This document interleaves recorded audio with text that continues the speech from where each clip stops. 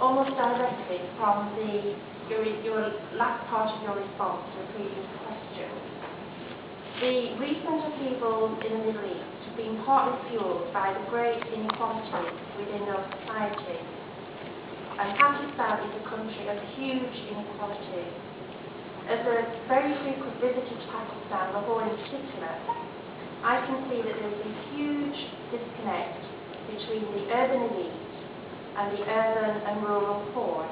And it's a disconnect of delusional proportions, because you have the urban elite who have convinced themselves that they live in a very modern Western society with their McDonald's and their KFCs and their Dunkin' Donuts.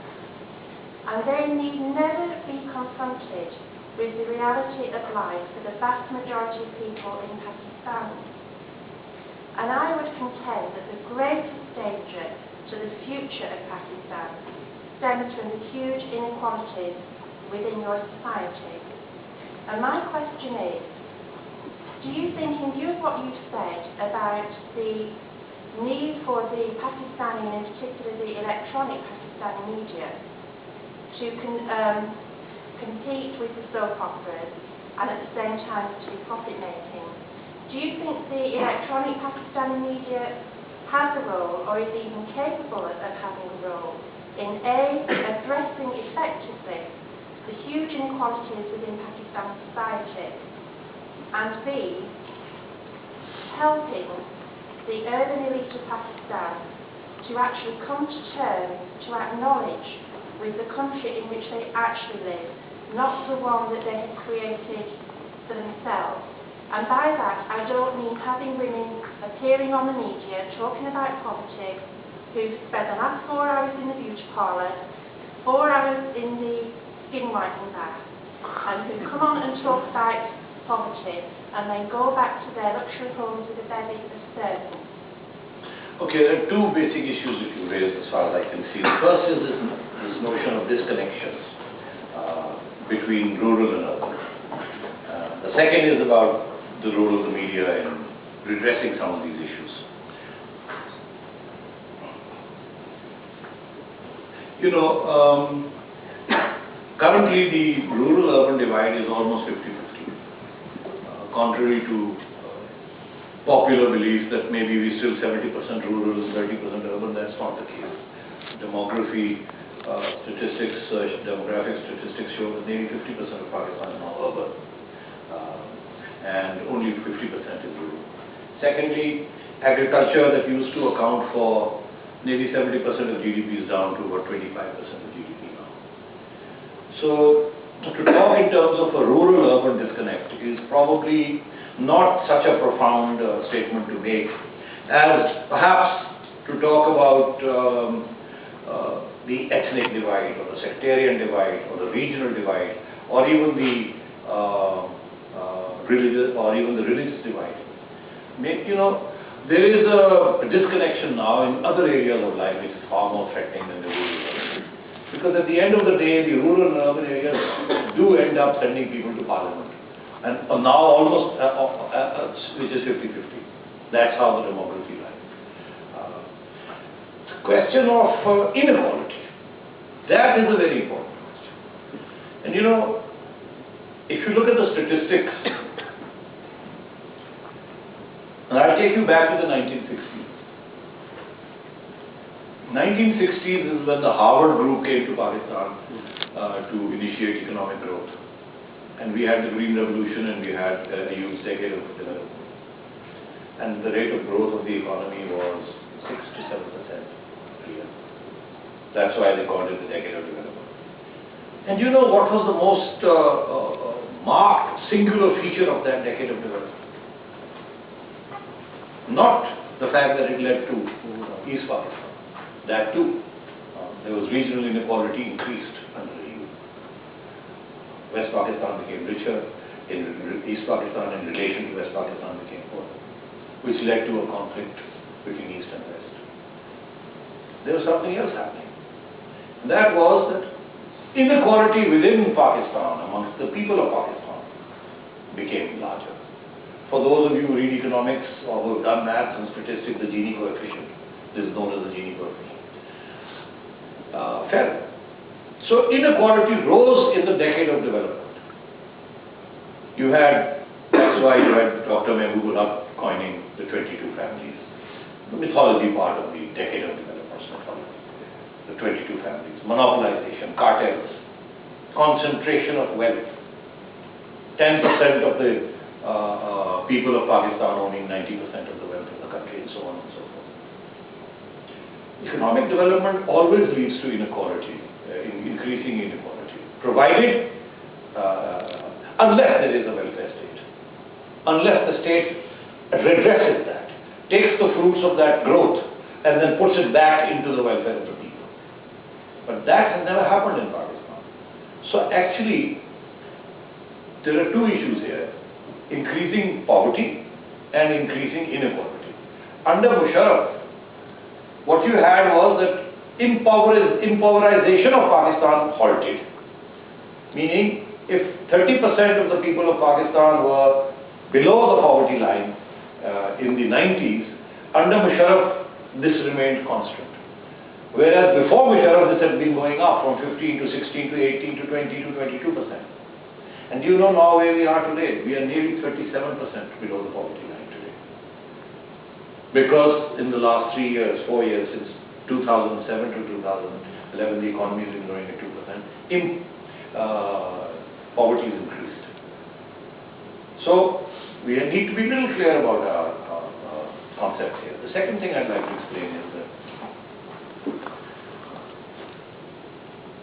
this year, the urban middle class Pakistan, or urban Pakistan, is having to pay higher food prices. Why is that?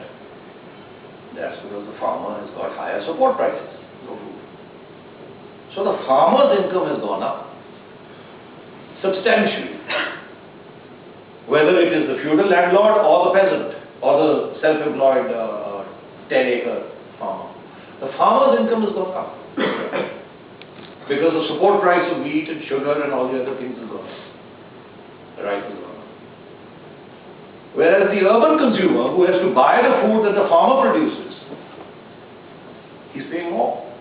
So he's screaming that food prices are high. And the farmer's laughing all the way to the bank because he's happy food prices are high because he's selling food. So, you know, this whole notion of an urban, rural, and the demand right now is that the farmer should continue to get high prices for his wheat, whereas the government should subsidize wheat for the urban consumer. Because don't forget, in the food basket, wheat is a very important ingredient in your consumer food basket for the urban areas. The average working class guy who gets 8,000 rupees a month, which is the minimum wage, you know, for him the price of wheat is very important. It's a very important ingredient in his in the 8,000 rupees disposable income that he has. So what? So the pressure is on the government that you should subsidize the price of wheat, so that if the government is buying wheat from the farmer at say 240 rupees a unit, it should be selling at 150 rupees a unit. And do you know what the amount of subsidies that are built into the Pakistani economy? They run into at least 100 billion rupees. Whether it's a subsidy on gas or whether it's a subsidy on wheat and so on. And then of course there are all those other subsidies which are basically you subsidizing corporations because people are stealing electricity and gas and so on and so forth. So you have to, out of the national exchequer, you have to pay money to these corporations. Why? Because people are stealing. And the theft is rich and poor. You go into the rural areas, you know, you see the kandas, you see the hooks. You see them in Karachi, you see them in Lahore. The guy comes to my house, the electrician comes to the Wabda man, in the old days Wabda, now Pepper man, comes to my house and says, your electricity bill is 50,000 rupees, I can bring it down to 10,000. Give me 15,000 rupees a month. I'll bring it down to 10,000. So I'm stealing. Somebody is paying for it. You know, it's not coming, you know, it's not falling from manna from heaven. Who's paying for it? It's coming out of the taxes. And who's paying taxes? Very few people are paying taxes. Out of 170 million people, 1.9 million are only paying taxes in Pakistan. And what's your total tax base? 1,500 billion rupees. And out of 1,500 billion rupees, How much does the army take? 900 billion. That leaves you with 600 billion. And out of the 600 billion rupees, how much is debt service? 500 billion. There's nothing left after the army and debt servicing takes the entire amount of money you raise. So then where do you go? You go to the United States and you rent yourself out. You do their dirty jobs. You get money from them. So this is not the way to run a country. You need to raise your tax rate from 9% of GDP to at least 17 or 18% of GDP. You need to double your tax rate. I have to pay more. But I'm already paying because I'm a salaried person. It's deducted at source. The people who are not paying are the landlords, the rural elite. They're not paying any income tax. And their incomes have now gone up. In the old days, the average rate of return on land was 3%. So it was, there was no point in taxing an asset or a source of wealth where the rate of return was so low. My wife has 50 acres and she doesn't get a return on it. She gets 10,000 rupees. She used to get 10 or 20,000 rupees a year per acre, and each acre costs her about 500,000 rupees. No return. It's better to put that money, sell the land and put that money in a bank and you get a higher rate of return. So what's happened now? Instead of 20,000, she's getting 50,000. So because food prices have gone up. Now is the time to impose an agricultural income tax. Because now she can afford to pay income tax. I mean, I don't mean you, I mean you. I could be thrown out of the house. I thought it was clarified. So we need to impose taxes. Everybody has to pay taxes. And who's going to impose taxes? Parliament is going to impose taxes. And who's made up of Parliament? Contractors who are thieves and landlords who don't want to pay taxes. So our tax base is narrow, which is what Hillary Clinton is saying. Hey, you guys, you want money from us? Tax, come on, the American taxpayer is going to give you money. Why don't you tax yourself? Then we'll give you money also. No, we want American money. We want to abuse them too. We don't want to tax our people. We want to rent ourselves out. We've never done a day's work in our life. That's what's happened. Which is where this whole business of revolution, we want a revolution. Enough is enough. We're sick of the journalism. We're sick of the politicians, and now we're also sick of the media. People want a revolution. And where is the revolution? Where is the revolutionary party? Where is the revolutionary leader? Where is the homogeneity of society that creates the base for a revolution? This is a fractured country. We don't have revolutions in fractured countries. And there is no leader on the horizon who can even put together a political party that can galvanize the people across the provinces. As I said, ethnic divisions, religious divisions, regional divisions, rich and poor. There's so many issues of fracture, sectarian groups, one on top of the other.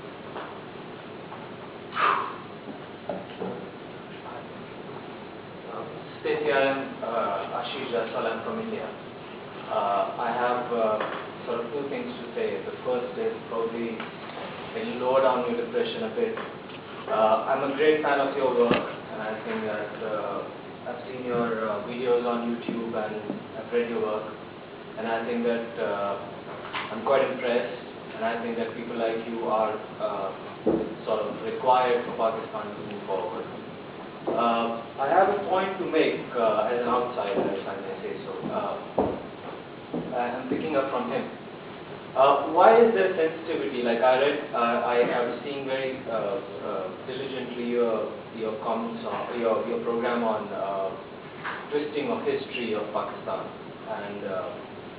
and that's something which I feel that the people should point towards and not be so sensitive towards issues like bearded man or mullahs. So I just wonder that why people are so sensitive towards those issues and don't talk about development, education, curriculum, and sort of people who would sort of develop the country forward and make it stand on its feet. And why sort of people who are passionate and for these kind of sentiments they are sort of highlighted, and people like you are sort of, I mean, I'm not blaming him, but I'm saying that you have at least I know that 90% of your work is for development. I have not seen anything controversial, but why that is not seen and something else is seen? So why is that pessimism around? Would you like to sit down if you're tired? Yes, I'd like to sit down. It's going to be a marathon, so yes. But let's focus on the question. The question, you said quite a lot of things. So what exactly are you saying? Why are we... As an outsider, I want to know that Pakistan, like people like you, supposedly should be at the helm of affairs. Because your approach was quite pro-development, and your views, which I saw on YouTube in terms of curriculum and its reforms, were quite significant in terms of the development of Pakistan. What I fail to understand as an outsider is that why even the educated people like you, people here, why are they not focusing on your approach, your kind of approach in the country, and still focusing on religious fervors, sentiments, and... Okay, this is a very, this really is what you call the original sin question. By that I mean, why is it that we have constructed Pakistan in a particular way?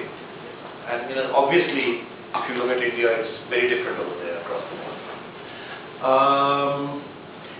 This is a very long answer, but the short answer is that for a variety of reasons, there may be a time to go into those. The civil military bureaucracy that inherited Pakistan decided to create a national security state. National security state transcends notions of representation, democracy. It's basically on fear. Based on fear? Fear. Which is why we've had India as the paradigm. Without India, this state could not have been constructed the way we constructed it. Maybe in the 50s and 60s there might have been a rationale because many in India still didn't believe that Pakistan was viable and would stay. There was a lot of hostility in earlier generations about all the great undoing of the great Hindustan and India, and this Pakistan was an aberration and so on and so forth. But, and so, being the devil's advocate, you can say, okay, there was a sense of insecurity in the 50s and 60s because India was inimical to the establishment and sustenance of Pakistan as a nation state. I don't say that, but some people, I would be prepared to concede for the sake of argument. But I have consistently maintained that there is no threat to Pakistan from India. Unfortunately, there was last 40 years, 30 years, a very strong ideological straitjacket has been imposed via education and via the army and bureaucracy, which basically says that we are still a national security state, that we are still an ideological state, and there's a great threat from India, which means we have to do certain things and sacrifice other things. And I think that is the debate that is only beginning now in Pakistan. And I'll tell you why it's beginning now. Because now it doesn't wash anymore, this question of a threat from India. Because first, we used to say that Kashmir wants to be part of Pakistan and India is denying us that right. Now we've realized that Kashmir doesn't want to be part of India or wants to be part of Pakistan. So that whole claim on Kashmir cannot be sustained anymore. Because the Kashmiris are now saying that frankly we don't want to join a north-eastern country like Pakistan, but we don't like this repressive state of India. That's the current situation. So the whole dialectic on which this fear of India was based, or the war with India was based, was Pakistan is an unfinished business of partition because Kashmir is not come to us. But now the Kashmiris have turned around and said we don't want to be part of this. And this, the Pakistani ruling establishment, media and others have understood this. Number two, this is why even under General Musharraf you saw a paradigm change. When Musharraf started his out-of-the-box thinking in 2004 and launched the peace process with India. Unfortunately that has been hijacked or being weighted. But having said that, something very profound has happened in Pakistan, which very few people have put their finger on, because it's out there, it hasn't manifested itself in any concrete manner. And that is, that in the past the army used to say that we have a fear factor with India, we cannot trade with India unless this happens and unless this happens and unless this happens. And always there was a section of the political establishment that used to side with the army on this question. And that was the Muslim League, our equivalent of the Congress. The Muslim League was always part of the army's paradigm, India is a threat. Nawaz Sharif led the Muslim League, has been leading it now since 1988, in fact 1983. In 1999, Nawaz Sharif, People's Party has always said peace with India. But that was only one half of Pakistan. The rest half of Pakistan, which was the Punjabi establishment, Nawaz Sharif leading it, the army leading it, used to say, no, something has happened over there. That establishment is now split. In 1999, Nawaz Sharif came to the conclusion that peace with India was a necessity for Pakistan's own welfare and growth. And that war as an option had to be ruled out. And fear as an option had to be ruled out. And relations had to be built, and trade had to be built, and people-to-people contact had to be built. Which is why in 1999, Nawaz invited Mr. Vajpayee. And there was BJP, and this was Muslim League. You could not have imagined that the two could make peace. And yet, both sides went out and built the blocks of peace. And who derailed it? The army derailed it and Kargil, the Pakistan. And a whole generation of Indians like myself, who really had to survive the earlier history and really wanted to get on with life, and saw Pakistan as some sort of a problem there, but you were busy getting into the globe, flattening the globe, as Milton Friedman would say. You were busy setting up your growth paradigms. And suddenly Kargil happened. And a whole new generation of Indians suddenly woke up to this little trouble outside there. What is Pakistan trying to do? And that has put us back to that Kargil episode. But what it has not done is that Nawaz Sharif, which is the Muslim League of today, is on record as saying we want to build peace with India now. And without that there can be no prosperity in Pakistan.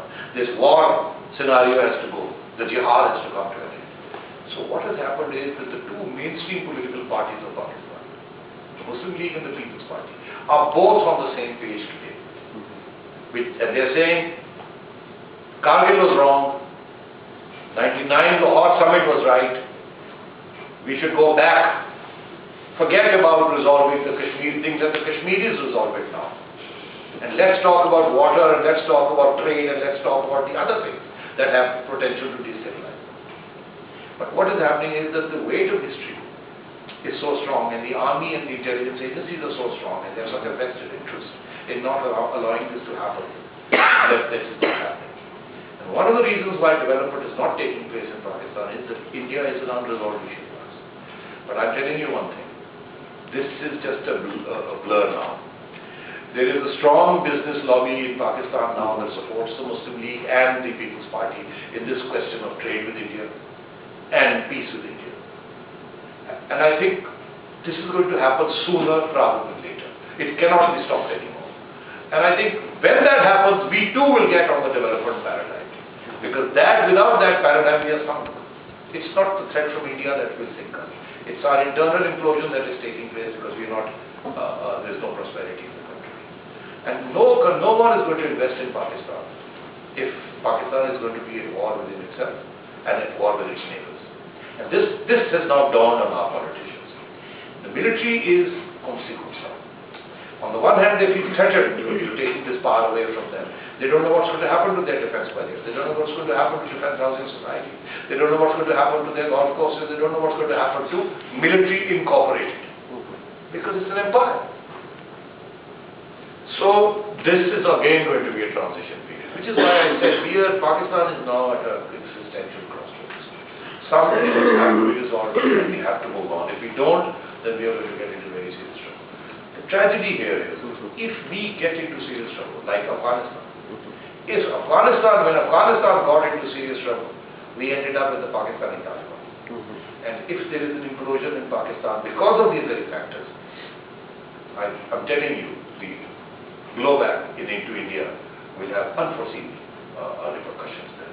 It is in everybody's interest to sit down now and stop saying that, oh, we can do without you, and oh, we are going to screw you. It's not going to work. This region is intimidated. India needs to go all the way to Central Asia. The Central Asians need to come all the way to South Asia. The pipelines need to be built across the land routes. And all that has to happen. Without that, we are all going to get something. You have more Muslims than we do. And right now, they're not a fifth column.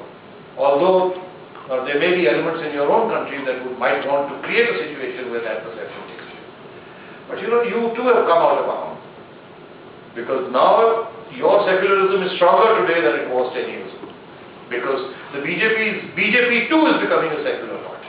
I mean, I want to sort of add to it, like for example, in India we very well realize, for example, I am a staunch opponent of BJP and RSS. I would be the first person to see Narendra Modi behind bars.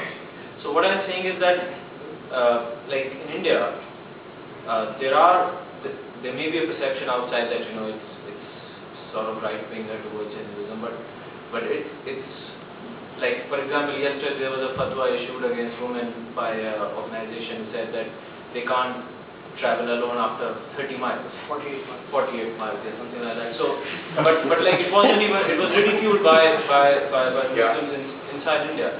So what I'm saying is that why such things in Pakistan are not so much ridiculed, and why there is so much of still pro-Islamic sentiment and not, I mean, if I can sort of... See, this is the way to